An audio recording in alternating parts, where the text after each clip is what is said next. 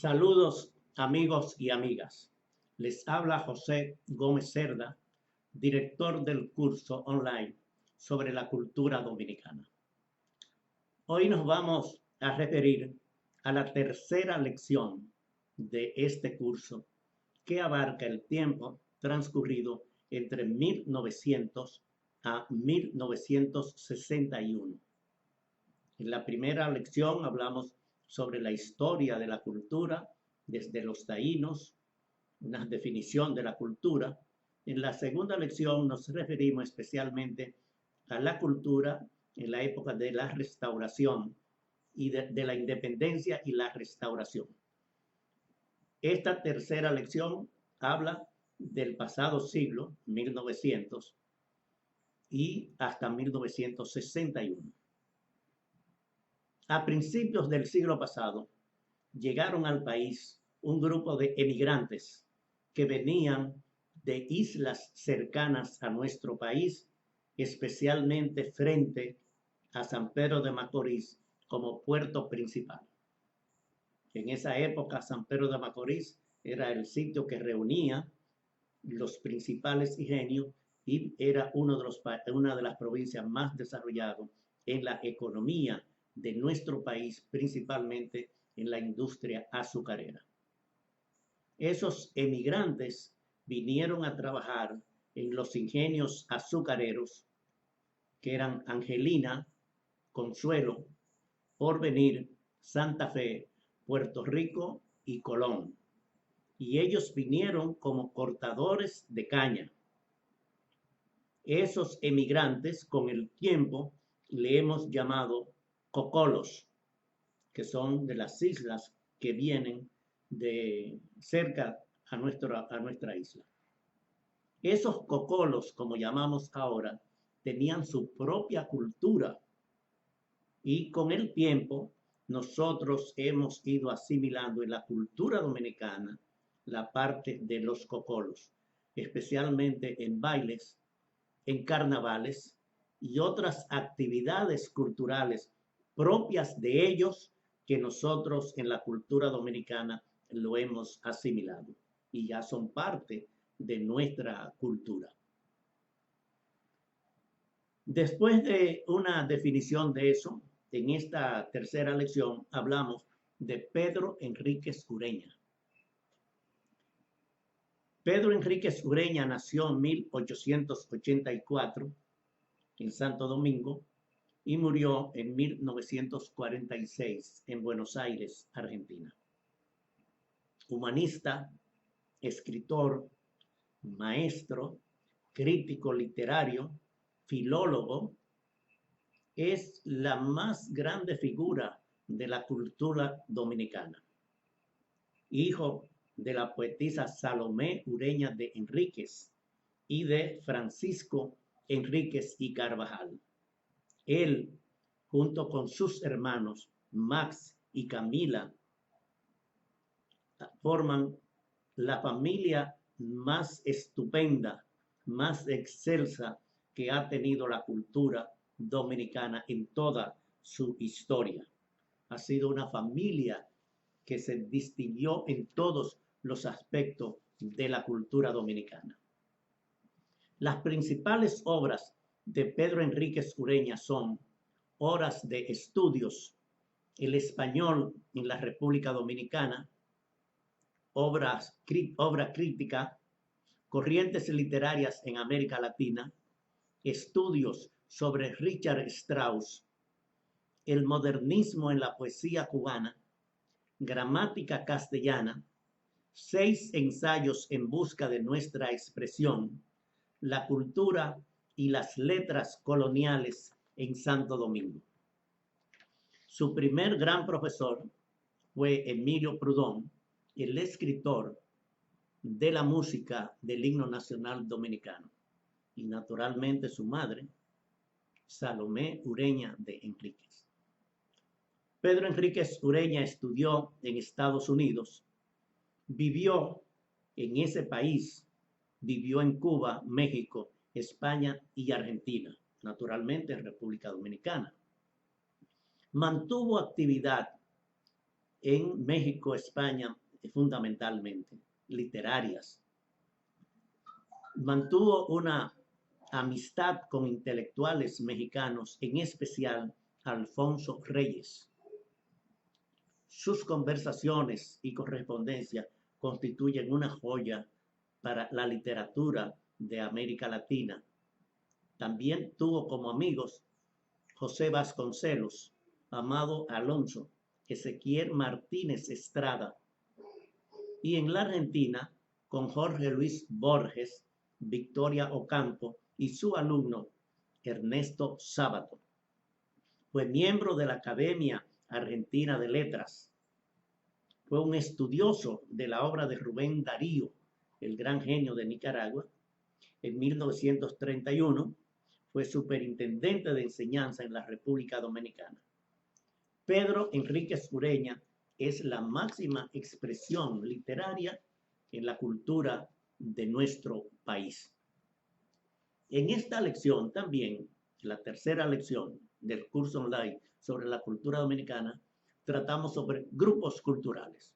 En esa época, estamos hablando ya de 1922, más o menos en adelante.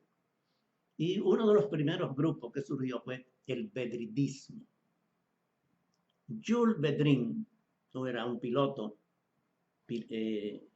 francés que hacía piruetas. Y este grupo lo que quería, que eran grupos de poetas, querían hacer poesía a sí mismo en piruetas. Por eso se pusieron el bedridismo. Virgil Díaz y Zacarías Espinal fueron los principales expositores de este grupo cultural llamado el bedridismo. Después apareció el postumismo. Rafael Augusto Zorrilla, Domingo Moreno Jiménez y Andrés Avelino fueron los propulsores del postumismo. En 1932 escribieron un folleto estableciendo los fundamentos del movimiento, que fue publicado en una revista cultural que dirigía el venezolano Horacio Blanco Bombona. Era un manifiesto que se destacaba que ese movimiento era para favorecer la poesía de carácter nacionalista. En la época de Trujillo apareció un grupo que se llamaba Los Nuevos. Eso surgió el 5 de marzo de 1935 en La Vega, en la cual habían los intelectuales principales de La Vega y de otras regiones. Por eso La Vega siempre se ha llamado una provincia cultural, porque siempre ha habido una tradición de veganos que se han dedicado a la cultura y a la literatura. Los Nuevos, el principal dirigente era Rubén Suro, y estaba Pedro Mir, Francisco Domínguez Charro, que eran personas de San Pedro de Macorís, Manuel del Cabral, que era de Santiago, Mario Concepción, José Rodríguez, Mario Bovea Villini, Ramón Espinal, Luis Manuel Despradel, Van Elder Espinal, que fue asesinado durante la era de Trujillo, Manuel Batista Clisante, Darío Suro, hermano de Rubén Suro, Arturo Calventi, Julio César Martínez, Oscar Moya y Manuel Sánchez Acosta.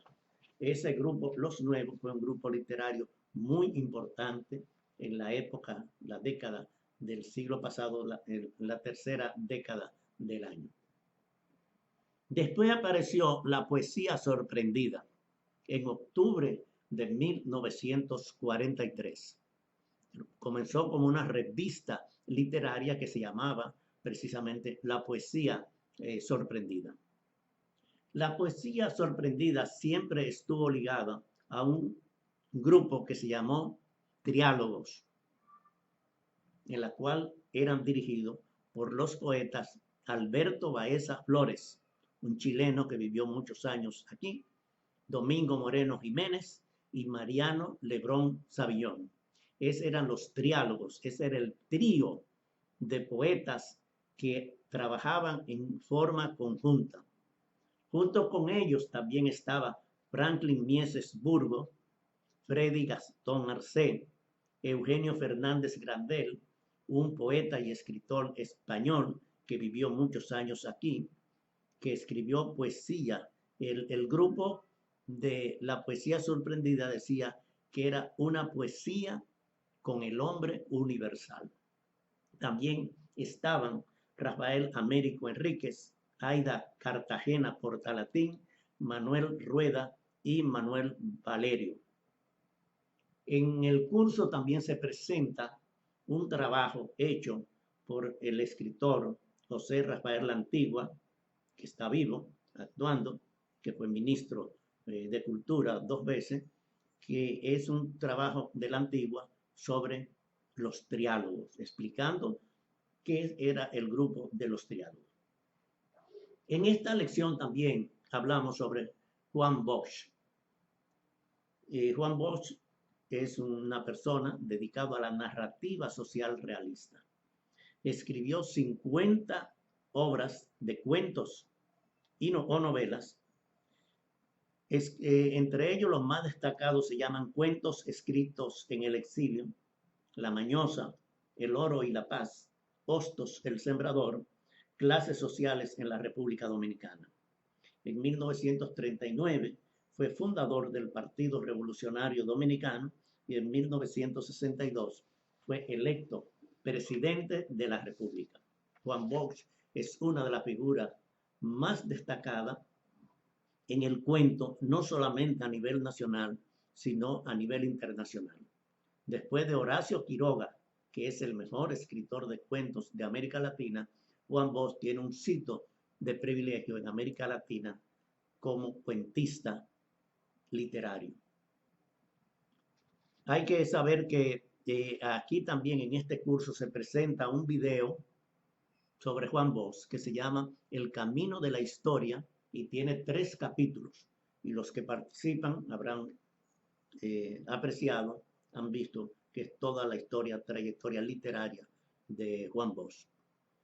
En esta lección tercera, también tratamos sobre extranjeros que vivieron en el país en la época de Trujillo, especialmente españoles que fueron exiliados, que fueron acogidos por la República Dominicana y que desarrollaron una destacada labor.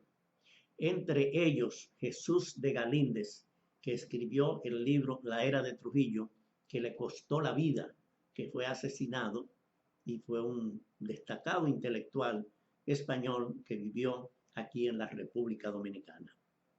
Y en esta tercera lección también se ponen varias influencias en los últimos años antes de matar a Trujillo. Y se destacan 3 hechos importantes: la Revolución Cubana, la invasión del 14 de junio y el asesinato de las hermanas Mirabal.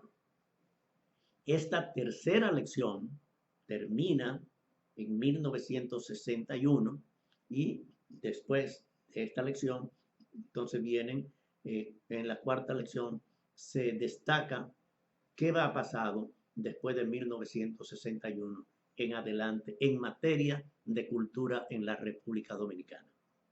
Esperamos que los participantes en este curso pongan mucha atención en esta tercera lección porque hay muchas cosas de importancia histórica que nosotros debemos reconocer, especialmente los jóvenes que no vivieron esa época, pero que tengan referencia de cosas que se hicieron entre 1900 hasta 1961.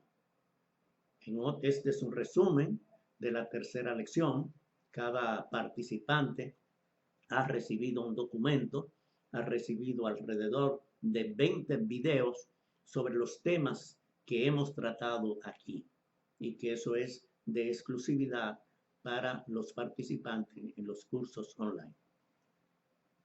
En una próxima ocasión, entonces trataremos sobre las próximas lecciones, que son 8 lecciones, y ahora vamos por la tercera lección del curso online, la cultura dominicana.